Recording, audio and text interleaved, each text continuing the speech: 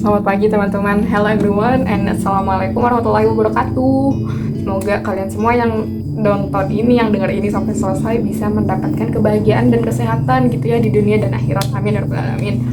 Oke, kayaknya gue udah mulai ketagihan deh sama Just Sarap Talks ini, karena gue anaknya suka banget ngoceh dan kadang gue tuh nggak perlu respon yang gimana-gimana. Kalau gue ngoceh tuh asal gue keluarin aja. Nah, platform YouTube ini kan pas banget ya ibaratnya, jadi ya insya Allah akan gue gunain gitu ya untuk mengeluarkan ocehan gue yang insya Allah bermanfaat, semoga buat teman-teman semua.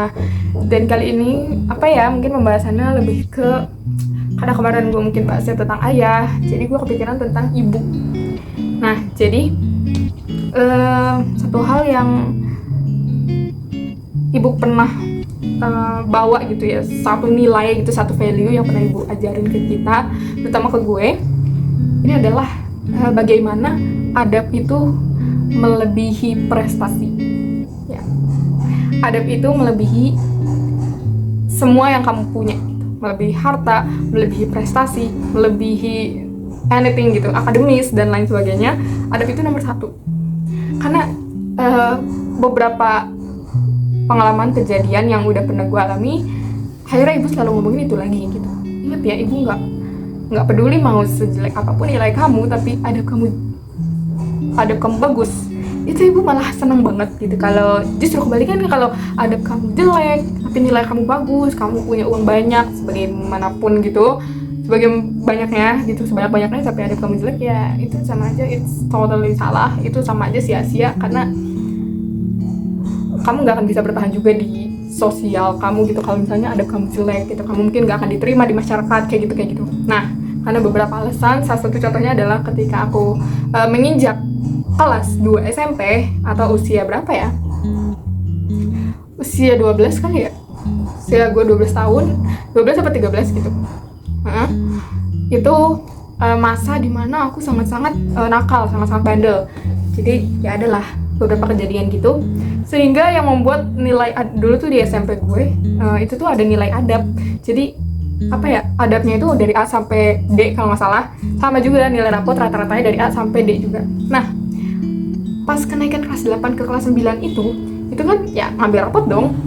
Dan kelas 8 yang gue bilang tadi, gue lagi nakal-nakalnya, ya anak-anak remaja lah, tapi yang bener-bener takut banget sama adab. Karena pas terima rapot, ini dosa, ini aib, cuman aku mau share aja ke teman-teman biar sama-sama belajar gitu, biar mungkin teman-teman pernah ngerasain ini juga dan ayo kita berubah gitu. Dan ya, pas nerima rapot itu nilai akademis gue B lah ya, ada di B lah, menuju ke C, tapi ya masih aman, belum C. Nah, terus nilai adab gue C, yang membuat gue itu turun kelas. Jadi dari ibaratnya kan dulu SMP gue SMP IT, dia tuh cuman ada 4 kelas, jadi yang A, B, C, D gitu loh. A itu yang kayak yang anaknya terpintar, terus ada PDP bagus ya, pokoknya ya unggulan lah. Yang D yang gak terlalu gitu loh, yang ibaratnya yang nilainya agak-agak kurang, yang masih butuh guru yang khusus gitu. Beda guru soalnya, beda guru ngajar. Nah, dulu tuh gue dari kelas A, pas nerima rapot nilai adab gue C, itu gue diturunin kelas ke kelas C. Jadi dari kelas A ke kelas C. Itu di situ kayak ibu gue pas nerima rapot gitu ya, gue nangis sih, tapi nggak yang begitu nangis banget.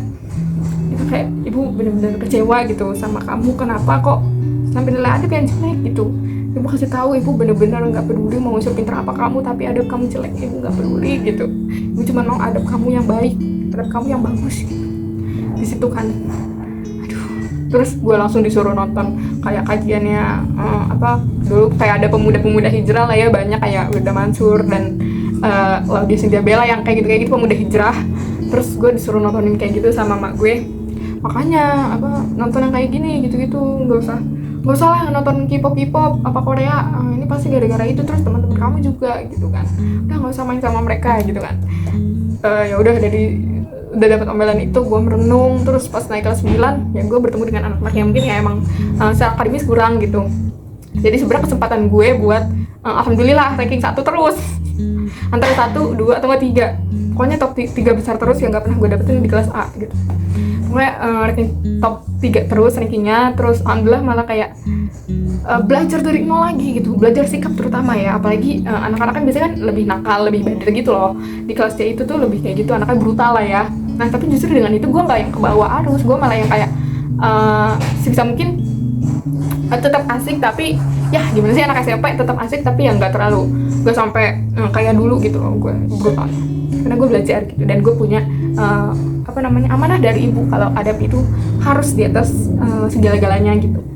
Nah itu sih yang mungkin mau gue share ke teman-teman aja mengenai adab lebih segala-galanya, karena coba kalian perhatiin gitu ya, pasti gak enak banget punya teman yang misalnya ada jelek yang atau kayak di sekitar kita gitu, kita misalnya gue lagi ngekos atau apa, terus punya teman di sekeliling kamar gue tapi mereka nggak pada mau bantu, mereka keluyuran malam kayak gitu itu kan gak enak ya.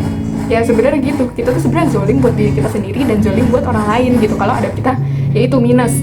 Nah makanya sebisa mungkin pertama tuh gak minta langsung berubah 180 derajat, gue pun gak langsung berubah 180 derajat. Gue bahkan sampai sekarang, kan tadi gue bilang dari umur 12 atau 13 ya, sekarang gue umurnya tahun ini tuh 21, jadi sekitar 8 tahun gue masih belajar dan gak akan pernah berhenti belajar gitu, dan selalu introspeksi gitu. Gue pun kadang sampai sekarang selalu minta sama Allah biar diikhlaskan hatinya, ditenangkan dan dilembutkan hati, pikiran dan perasaan dan perbuatan juga gitu. Pengen minta dilembutkan aja, kayak minta dilapangkan gitu, biar dihindari gitu dari perbuatan-perbuatan tercela yang membuat adab kita minus tadi gitu. Jadi ya jangan pernah berhenti belajar, dan ya buktinya gue pun gak langsung 180 derajat berubah, dan bahkan gue masih belajar dan gue ngerasa nggak terlalu signifikan juga, karena satu itu istiqomah dalam minta ampun sama Allah Subhanahu Wa Taala sih menurut gue ya.